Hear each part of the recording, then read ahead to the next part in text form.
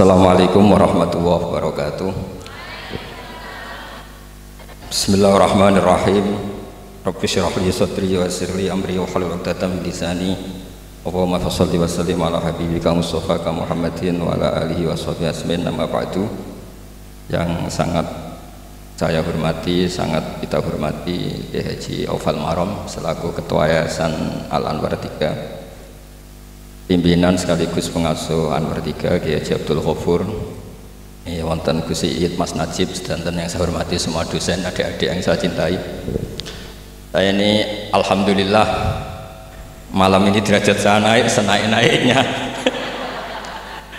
karena seumur-umur saya ini hanya bangga punya guru Mbah Mun.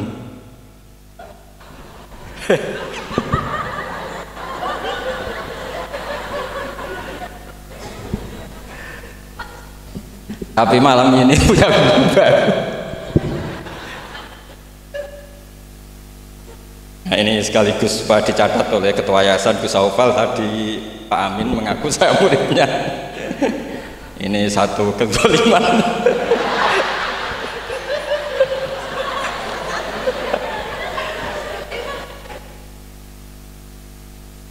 Jadi tapi saya senang ya, karena apa ya, ciri jadi wali itu harus mazlum dizalimi. Jadi saya pastikan tidak balas lah, karena beliau ngangkat derajat saya. Saya tadi pertama bilang murid saya Gus Batu, saya senang sekali, seseneng-senengnya, karena baru ini malam tersial saya.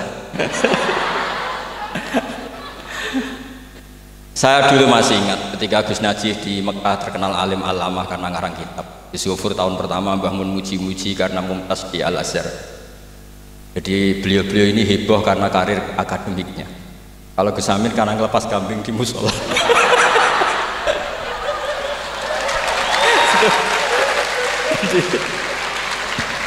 Jadi jameknya sama-sama bikin heboh. Jadi ya itu saja lah, niru itu tidak bisa penuh ya, sudah niru hebohnya saja. Tadi karena Gus Aufal baru masuk, tadi Gus Aminoto bilang gini, Gus Aufal, dulu Mbah Mun sayang saya sampai dicatrikan istri, apa Gus Ghafur bisa nyarikan saya istri? Itu bener-bener kefasikan baru dalam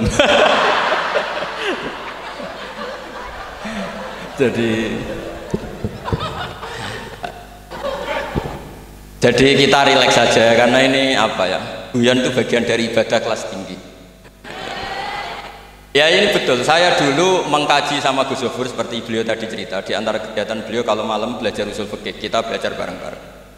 Di antara pendapat usul fikih yang menyenangkan kita itu adalah mubah itu wajib, dan itu saya kenang betul. Izma min mubahin ila wa yatahaqqaqu bihi tarku haramimma. Ayat tahaqqaqu bisukun tarkul qati wa bisukut tarkul qadar. Pasti Pak Amin tidak bisa hafal sebanyak ini, tidak bisa. Jadi dia itu pelarian, karena ngapalkan nggak bisa, ya sudah gojlok saya. Tapi ya tetap tidak level lah, kira-kira gitu. Tidak level, jadi nggak level.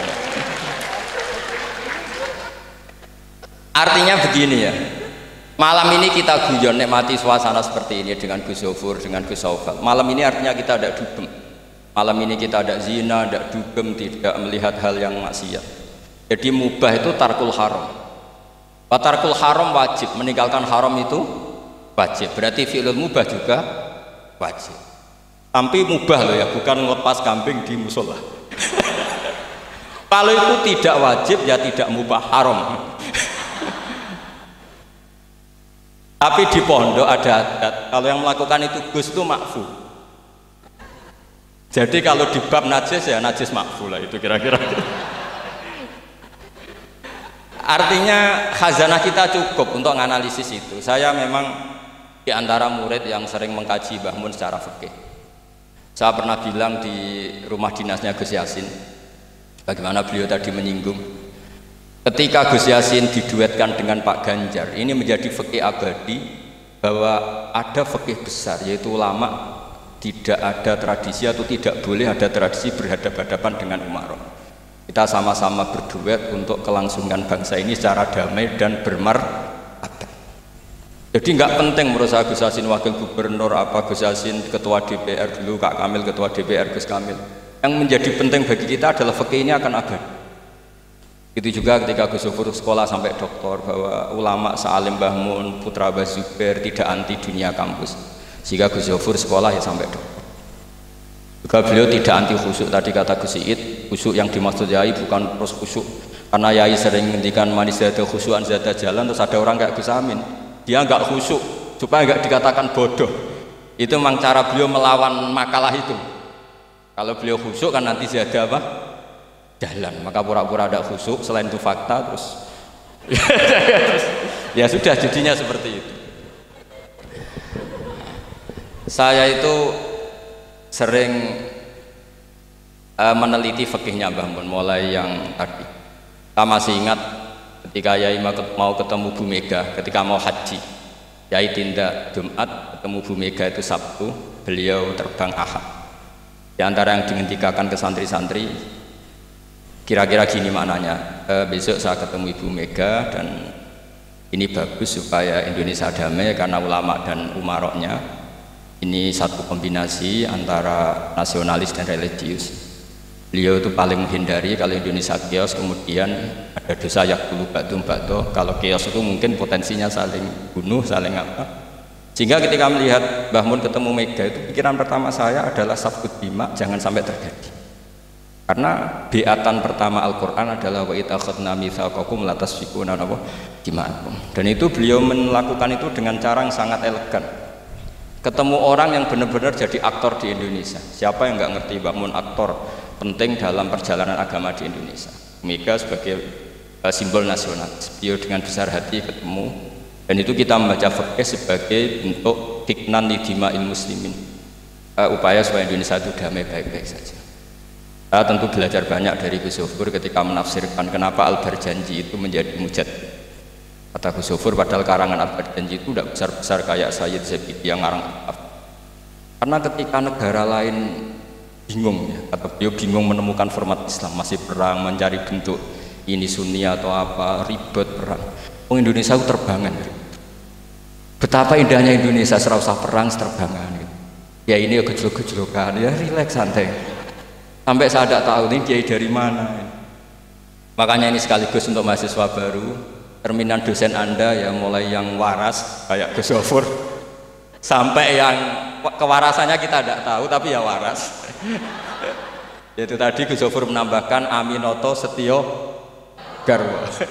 Saya tidak tahu itu tambahnya Gus Zufur apa ada di aktenya, nggak tahu saya. Tapi saya kenal Gus Amin itu lama sekali. Jadi saya tidak perlu cerita kalau beliau pernah ngaji saya karena nanti kasihan.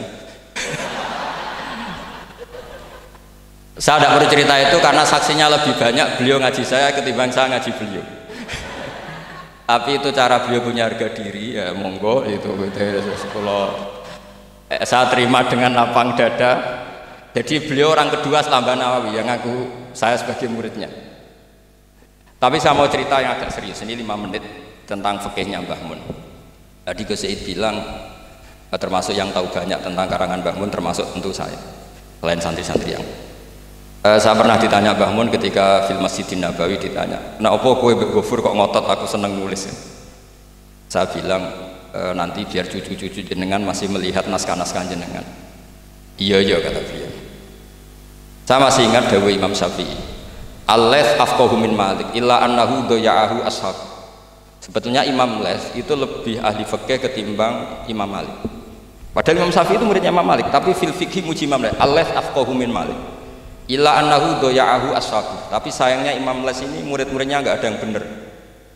Karena tulisan-tulisan Imam Laits ini tidak ditadwin, tidak dimudawwan. Maka kita tidak ingin Mbah Mun yang kita idolakan, kita gurukan, kemudian bukunya tidak mudawwan. Sehingga saya, utamanya tentu putra-putra beliau, mulai dari Gus Subab, Gus Najih semuanya, termasuk Gus Zufur, itu sangat menginginkan beliau itu memang mentadwin itu. Saya beri contoh misalnya begini, kepandaian Imam Laits dibanding Imam Malik. Imam Malik ketika ditanya apa saja, sok ahli Madinah, juga kailu ahli Madinah, semuanya bilang ahli Madinah. Alasannya beliau Madinah adalah muhajirul Rasulillah, tempat hijrahnya Rasulullah Shallallahu Alaihi Wasallam. Dan itu nggak ada yang memungkiri. Tapi ketika Imam Les mulai mengirimi surat ke Imam Malik, itu ditulis Sayyid Muhammad di Syariatul Wal Khalidah. Itu beliau, oke, Anda orang alim, saya ngakui Anda alim gini-gini. Tapi Anda ada yang lupa bahwa ashabu Rasulillah tafarraqu bil buldan. Ashabnya Nabi ini kemana-mana. Di Irak, di situ ada Sayyidina Ali, hidup di Najaf, diikuti oleh Abdul bin Mas'ud. Di Mesir ada Abdul bin Amr bin As, ada Amr bin As malah. Di Mekah ada ini. Dan semua mereka ini menciptakan satu kultur, dan kultur itu tidak sejengkal pun beda dengan yang ditanamkan Rasulullah Shallallahu Alaihi Wasallam. Maka tidak bisa dikatakan kalau kultur itu harus kulturnya orang Madinah.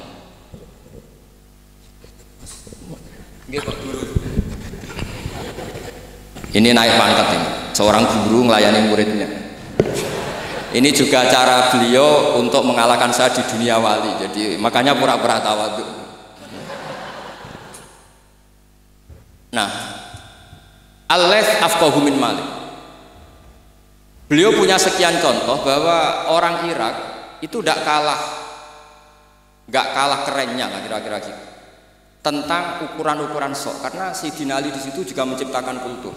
Begitu juga Amr bin As dan beberapa sahabat yang tafarraqu fil buldan.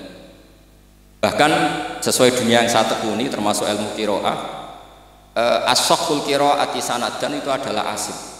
Padahal Asim ini qari'un kufiyun. Kenapa? Karena setelah Imam Asim ada Abi Abdullah Abdurrahman As-Sulami, setelah itu Sayyidina Ali. Karena Sayyidina Ali sakanal Irak atau sakanan Najaf kalau istilah modern. Sehingga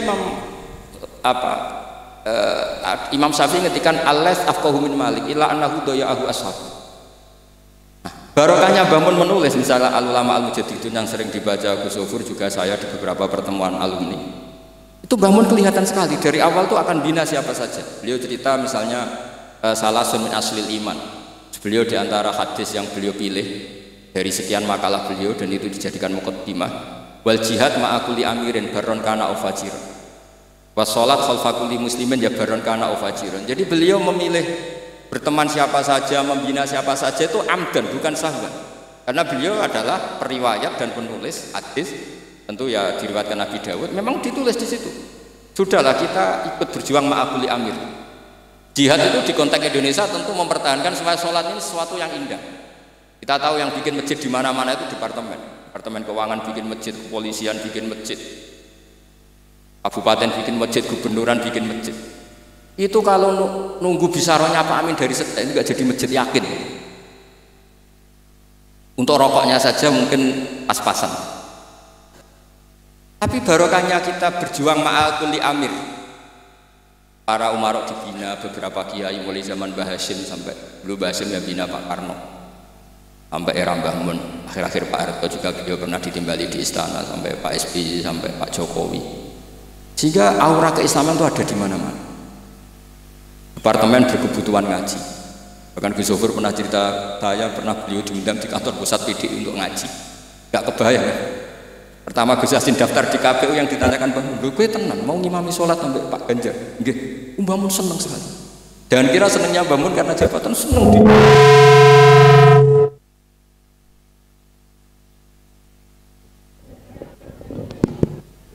Jadi Mbah Mun ketika Gus Yassin cerita sholat tadi itu senang sekali. Senang sekali diceritani bahwa barokahnya Gus Yassin di Wetan itu ada dengan tanda petik, ada komunitas yang kayak sholat itu jadi ukuran. Saya meskipun nggak nangis di depan umum kayak Gus Amin tadi, saya juga heran kok bisa nangis. Itu saya heran betul, dan saya tetap husnudzon itu asli. Ya agak-agak memaksakan husnudzon saya, tapi ya sudahlah saya husnudzon kalau itu asli. Itu saya sering nangisi fikihnya Mbah Mun. Di antaranya adalah saya pernah sejagongan sama Gus Hasib bin Wahab, termasuk pendiri NU Wahab. Saya cerita prestasi Mbah Hasyim, Gus Wahab, Bisri Sansuri, juga beberapa Kiai Ahmad Siddiq, Wali Maksum, sampai cerita Mbah. bahwa para kiai ini berhasil menciptakan satu entitas agama menjadi tolok ukur. Jadi barokahnya mereka berjuang secara tadrijan, secara gradualisme, secara proses. Sekarang itu calon bupati kok tidak sholat, itu tidak keren. Dan tidak dipilih. Gubernur kok terkenal nggak sholat, itu pasti nggak dipilih. Artinya kiai ini berhasil, bahkan nilai-nilai politik pun harus bersama nilai-nilai apa? Agama. Pejabat kok ketahuan selingkuh itu habis. Artinya nilai-nilai yang menurut agama mungkar, satu hal yang buruk, itu juga buruk di perspektif politik Indonesia. Jadi kayak, dan itu tanpa bikin negara ini terus kayak jadi negara Islam. Kurang apanya coba ijtihad guru-guru kita yang luar biasa. Saya pikir sampai di sini aja, nanti moderator biar balas saya supaya saya lebih madlum lagi. Semakin madlum semakin derajat saya akan naik. Dan monggo Gus Amin kalau mau memadlumi saya persilahkan, karena saya ini kan sudah terlalu kuat lah, kayaknya agak ngefek. Tapi nggih monggo lah, kalau artinya ini sekali-kali saya ngomong serius. Jadi dulu nyuwun sewu, kita pengajian saja harus lapor, harus izin, bahkan ada istilah SIM, surat izin mubalek ya dulu. Namanya juga SIM. Ini abahnya Pak Rafiq itu ya temannya bapak saya. Masuk teman bodoni. Ini masyhur ini. Ibunya Pak Rafiq ini tidak pernah masak enak, kecuali ada tamu. Akhirnya kerjasama sama bapak sama Mbah Mun, kalau Jumat pagi disuruh ke situ. Terus Mbah Musa ini abahnya ini, Bu, engkau apa ono Kiai Nur Salim ono Mbah Mun masak, iya, terus masak enak, terus bapaknya ikut makan enak itu. jadi Kiai dulu itu seni, sampai kepen mangan enak itu harus bodoni istri. Dan itu semoga bodoni yang wajib. Karena seneng itu wajib akhirnya. Makanya saya dengan Pak Rafiq ini ya mulai dulu ya kayak saudara, karena dulu Mbah Mun, bapak, Mbah Musa itu ya teman, termasuk kalau harus bodoni istri ya bodoni. Akhirnya ya tiap Jumat itu main ke situ. Karena itu dengan cara itu makanya enak, kalau enggak ya tempe terus gitu. Nah itu bisa ditiru. Jadi ya bagus lah itu kalau itu. Solutif itu kata kesit. Ya monggo niki moderator malih Gus Amin. Assalamualaikum warahmatullahi wabarakatuh.